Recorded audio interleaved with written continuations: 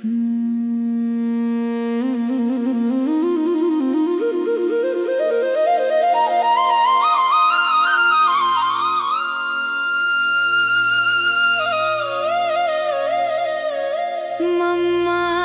जगदम्बा मातेश्वरी, आदिशक्ति तुम माँ भारती। तुम सहचरी सुहागन शिव की, महागौरी और दुर्गा तुम्ही। शत शत करे नमन हम बच्चे, महातपा मां महेश्वरी। मम्मा मम्मा मम्मा मेरी मम्मा, मम्मा मेरी मीठी सी जगदम्बा। मेरी मम्मा मातेश्वरी, महातपा मां महेश्वरी। मम्मा मातेश्वरी, महातपा मां महेश्वरी। महातपा मां महेश्वरी, महातपा मां महेश्वरी। महातपा मां महेश्वरी, महातपा मां महेश्वरी।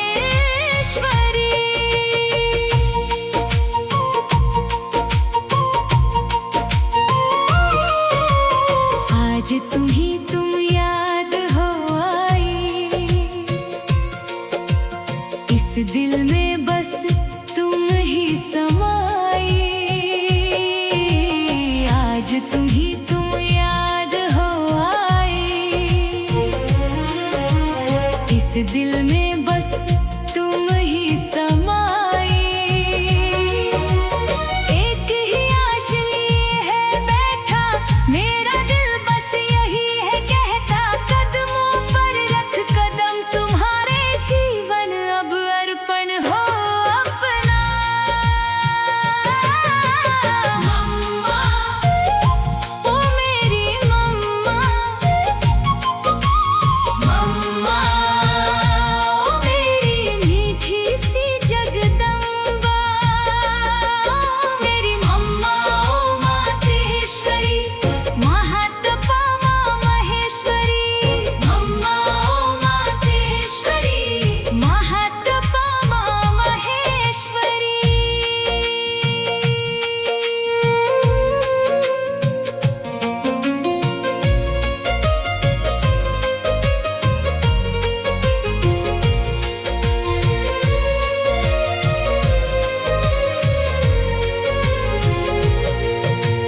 हुक्मी का जहाँ हुक्म हुआ उन राहों पर तुम बढ़ी चली। मन वाणी और कर्म से अपने महातपा बल दिखा चली। शिव की लगन की अगन में जलकर महासती विख्यात हुई। महेश्वरी, महागौरी, दुर्गा, पार्वती पद प्राप्त हुई। चहुं ओर इस जगत में फैला है बस तेज तुम्हारा। ओ महाबला मातेश्वरी, अब दिव्य रूप धरो अपना।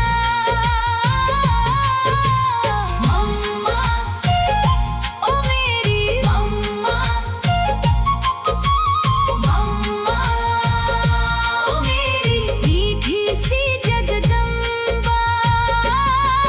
मेरी मम्मा ओ मातेश्वरी, महातपा मां महेश्वरी। मम्मा ओ मातेश्वरी, महातपा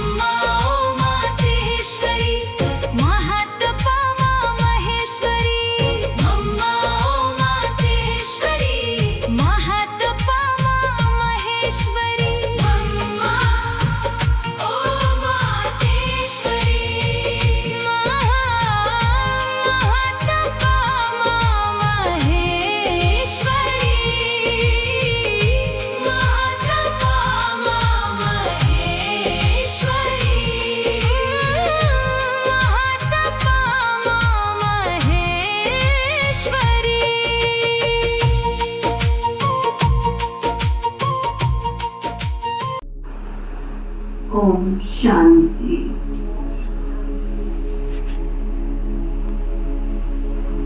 मम्मा के साथ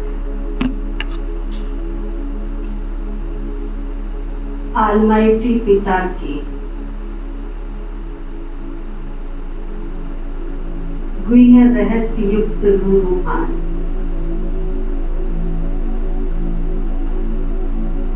बहुत स्नेही, बहुत आत्मिक, जिस रूहान ने मम्मा को मम्मा बनाया, ऐसी रूहान के ये पल हैं जिनको अपनी मन की आंखों से देखते हुए कि वो कौन सी शुभ घड़ी थी,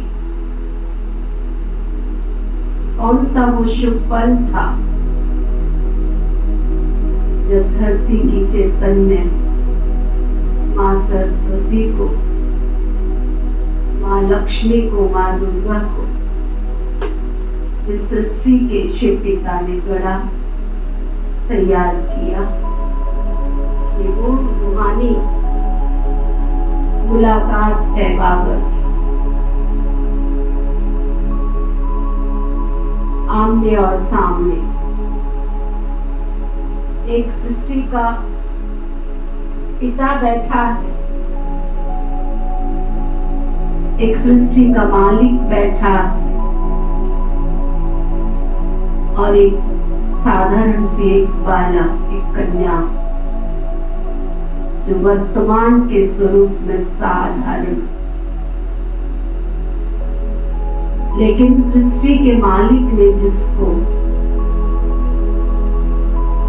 तीनों कालों के जानने वाले त्रिकालदर्शी त्रिलोकीनाथ ने उसके स्वरूप को देखा और उसको भविष्य के लिए तैयार किया।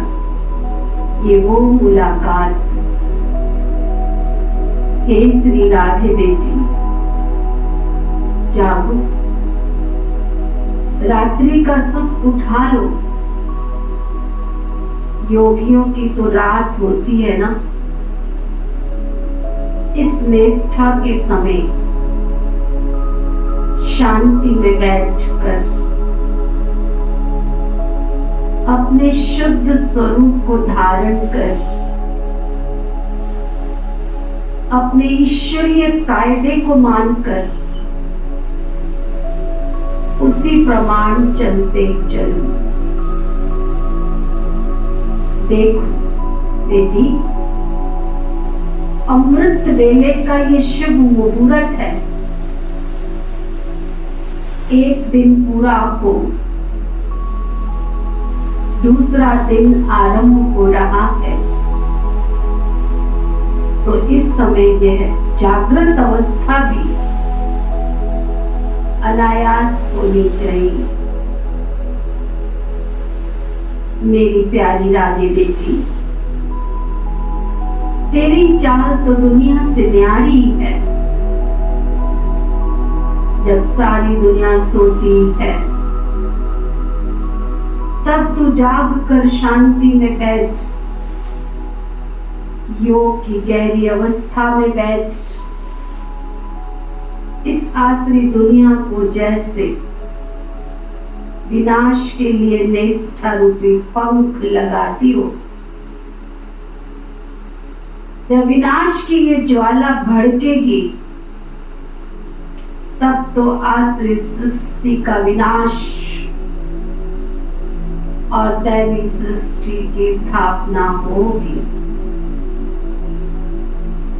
इसलिए योग के निष्ठा की ये पॉइंट बहुत जरूरी है। जब हर एक बच्चा उसी शांत अवस्था में योग युक्त होकर रहेगा, तब मेरे संपूर्ण अव्यक्त चरित्रों को और पास्ट फ्यूचर के राजों को अच्छी रीति समझ सकेगा।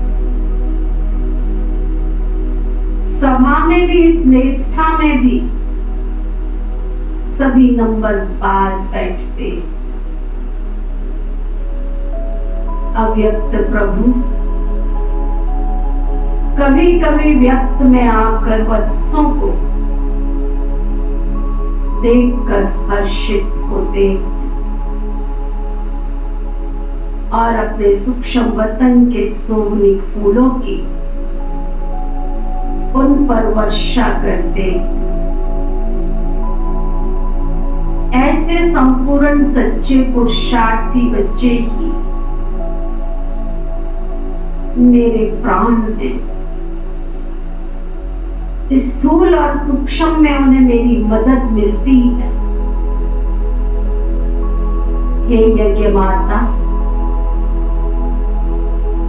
सामने बैठे बच्चों को लाइट का ताज पहनाने के लिए तुम निमित्त बनी हो। ऐसे सुहावने ब्रह्म मुहूर्त के समय सुप्रीम लाइट के ताज पहनाने की सेरेमनी का दृश्य कितना सुंदर और रमणीक,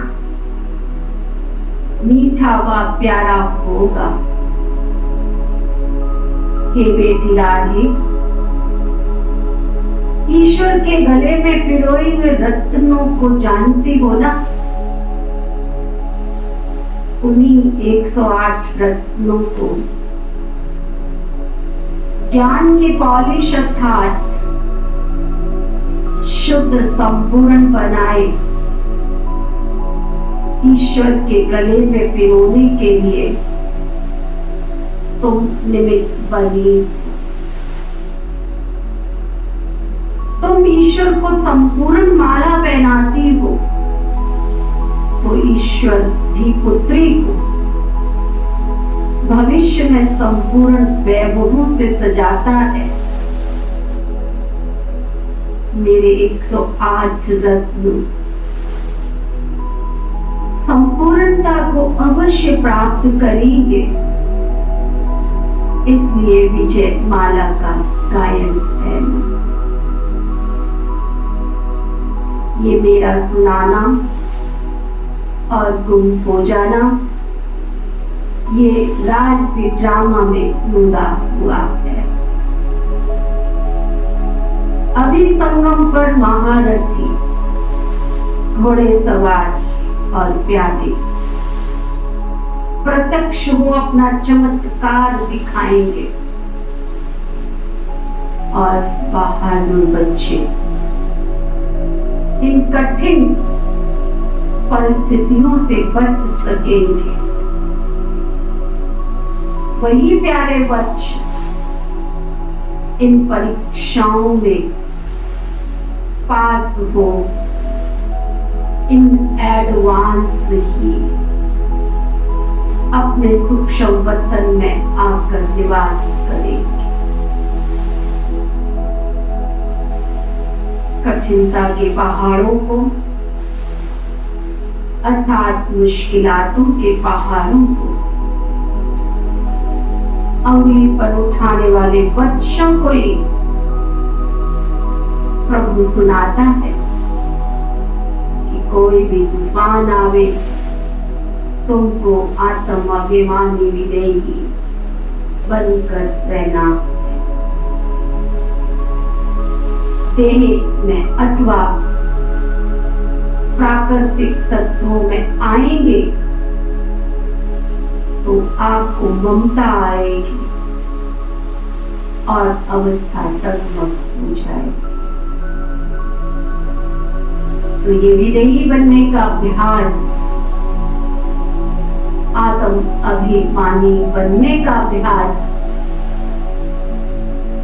देह से न्यारे होने का अभ्यास ही जल्दी अपने में धारण करना, इसमें ही सब बच्चों का कल्याण। पिता को बच्चों को सब शिक्षा देनी पड़ती है, क्योंकि तुम सौभाग्यशाली प्यारे बच्चे हो और सब तो मध्यम और कनिष्ठ भाग्यशाली। अभी हर एक को शांति में रहे, अपने दिव्य अलौकिक कर्तव्य में तत्पर रहना है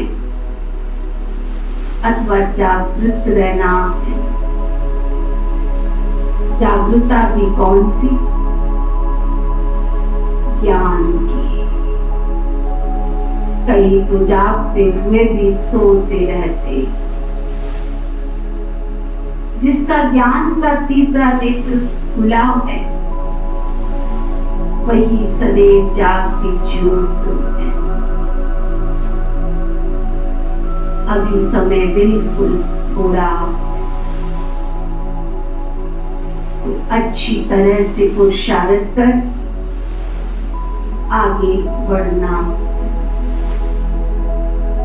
नहीं तो पीछे पुरुषार्थ का समय नहीं मिलेगा। प्रिय वत्सों के साकार स्वरूपों का साक्षात्कार करने पर अव्यक्त प्रभु को दिल में आता है कि कैसे पुरुषार्थी वत्स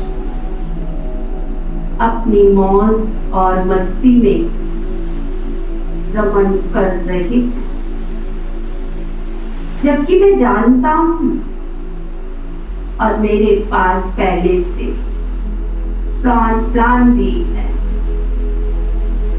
फिर भी मैं व्यक्त में प्रवेश करके देखता हूं कि मेरे सर्व त्यागी बच्चे कैसे योग में बैठे। तुम प्राणों में इतनी ताकत है जो इस प्रभु को भी ऊपर से नीचे उतार सकते हो, परंतु जिस सर्वोत्तम ताकत को तुम जानते हो और खींच सकते हो, उस ताकत के राजों को समझना कोई वत्सों के लिए मुश्किल भी है। कोई वत्स समझते हैं इतनी बड़ी ताकत नीचे आवे तो धरती भी कांप उठे, परंतु धरती को तो जरा भी धक्का नहीं लगता। ये भी तो उनकी पावर है, ये भी उसकी ही ताकत है जो इतनी बड़ी शक्ति नीचे आवे और धरती थोड़ी भी ना हिले। अगर वो अपनी संपूर्ण ताकत को इमर्ज करके आवे तो उसके सामने कोई ठहर नहीं सकता। समझ में? अगर ऐसा हो तो सर्विस कैसे हो सकती है? इसलिए वो अपनी ताकत को मर्ज करके आते। इस मेरे राज को ज्ञानी तो आत्मा अनन्य वत्स ही जानकर बुद्धि योग से मेरे को प्रत्यक्ष करते। कभी भी संशय में आकर जगमग नहीं होना, एक पल एक भरोसे में स्थित रहे, नहीं तो ईश्वर क्या नहीं कर सकता। भक्तों को खुश करने के लिए तो कहां अपना प्रभाव दिखाना भी पड़ता है, पर यहाँ तो सब मेरे वत्स है ना। हर एक को सूक्ष्म शुद्ध स्वरूप बनाकर उसमें स्थिर करना, ये भी तो एक शक्ति। सुप्रीम पीस, सुप्रीम शांति में चलने वाली राधे बेटी, समय बहुत नजदीक आ रहा है। बहुत भारी परीक्षा तुम बच्चों के सामने आने वाली है। परीक्षाओं को तुम दैवी वचनों को योग बल में रहकर पार करना है। ऐसे ज्ञानी और योगी तो आत्मा बच्चों का प्रभु रक्षण करते हैं और अपनी सूक्ष्म मदद देते हैं। ये बेटी राधे, कभी प्रभु बोलता है कि परीक्षाओं को पार करना है और कभी कहता है कि परीक्षाओं से बचाने के मैं निमित्त हूं। परीक्षाओं को पास करने का राज पहले से ही मैं बता देता हूं। तो परीक्षाओं को पास करने का मार्ग सहज हो जाता है। बाकी ऐसे नहीं कि परीक्षा आएगी ही नहीं। परीक्षाओं का रिहर्सल तो होना जरूरी ही है। अंत में परीक्षाओं का रूप सहज देखने में आएगा, लेकिन इसमें वही पास होगा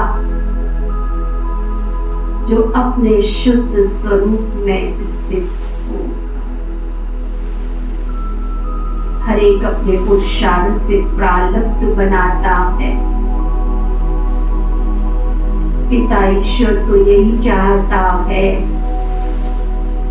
कि जैसे मैं अव्यक्त वतनवासी हूँ, वैसे मेरे वत्स भी अव्यक्त वतनवासी बने। बाकी मैं क्या नहीं कर सकता हूँ?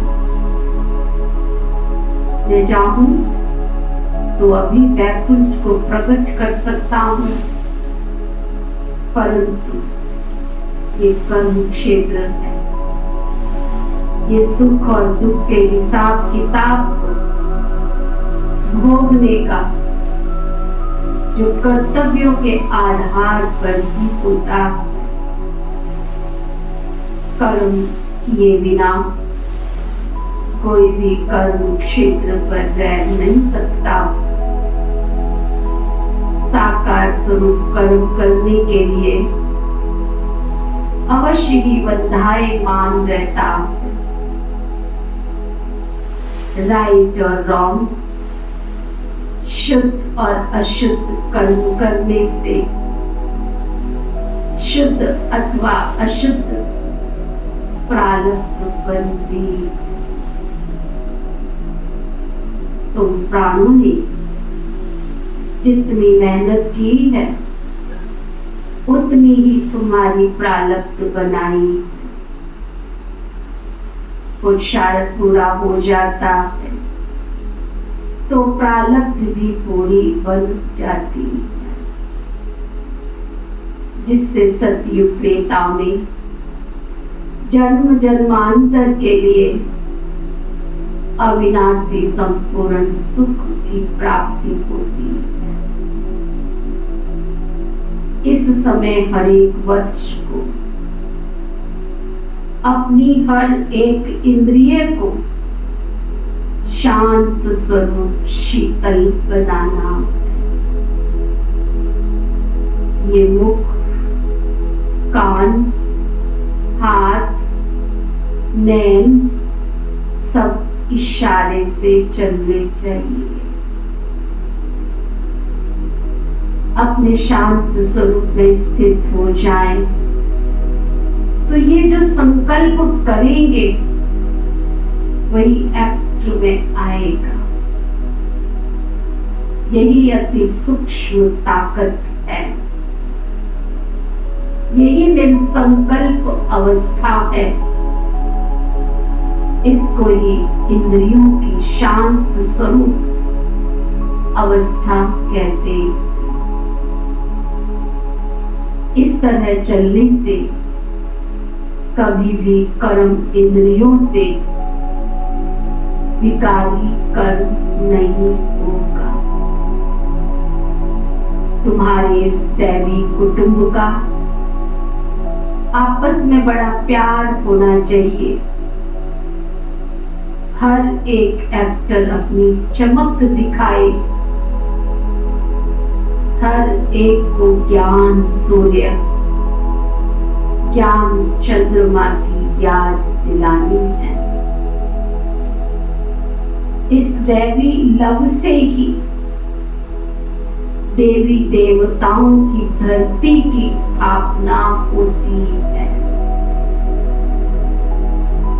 अभी तुम अनन्य वत्सों को ही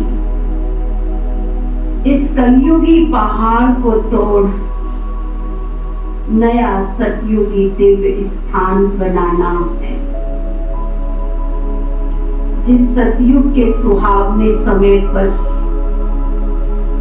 शेर और बकरी में भी दैवी प्यार रहता है। मिलाप एक एक्ट शब्द से प्रसिद्ध नहीं होता, परंतु दूसरों को अपनी रस्सी में खींचने से ही प्रसिद्ध होता है। हे प्यारे वत्सों, ये पॉइंट बड़ी सूक्ष्म है।